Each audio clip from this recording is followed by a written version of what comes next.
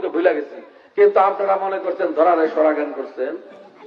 আপনারা মনে করছেন এখন ইলেকশন আইছে ওই হুন্ডার উপরে উঠে মনে হয় যে অতীতের সবকিছু মাপ পাওয়া যাবেন। আমি বলে দেই, নির্বাচন এমপি হব কি হবে না আল্লাহ রাব্বুল আলামিন সম্মান দেওয়ার মালিক জানে, আর আপনারা জানেন।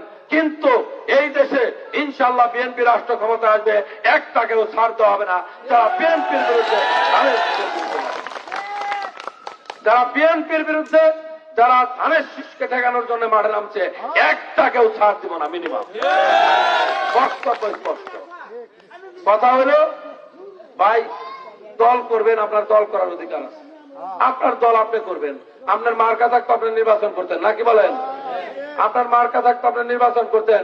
আপনার দল নিষিদ্ধ, এখন আরেকজনের কান্দে উঠা বিএনপির বিরুদ্ধে লাগা যাইতে চান, আর আমরা মনে করেন ভদ্রলোক সহ্য করবো নাকি?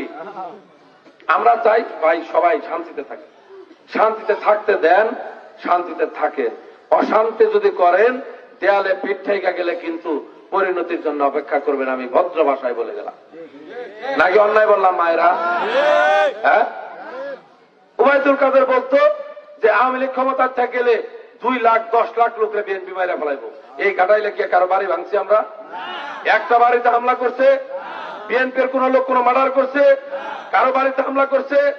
এখন জাতীয় ভাবে যখন দুর্যোগ হয়, এই যে পুলিশ মানুষ ধরে নেয়, এটাকে ফেরানোর দায়িত্ব আমার নাকি? তারপর আমরা চেষ্টা করি, প্রশাসনকে বলি দেখেন অযথা মানুষকে হয়রানি করেন না।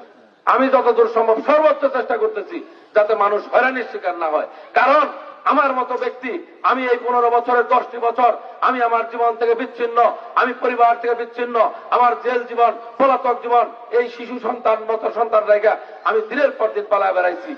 আমি চাই না যার একজন ব্যক্তি শুধুমাত্র রাজনীতি করার কারণে তার পালাইয়া বেড়াইতে।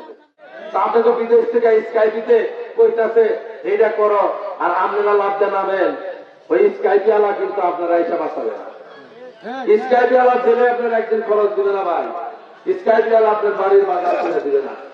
স্ত্রী সন্তান পরিবারের দিকে তাকান, সুন্দরভাবে থাকেন ভাই।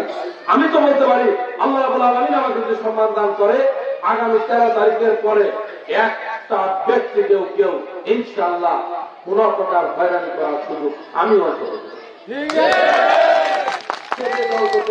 দল দাম না চাইতো, শুধু রাষ্ট্রের আইন মেনে চলবো, অন্যায় না করলে, অন্যায় করলে তো পুলিশ আছে তারা দেখবো, তাই না?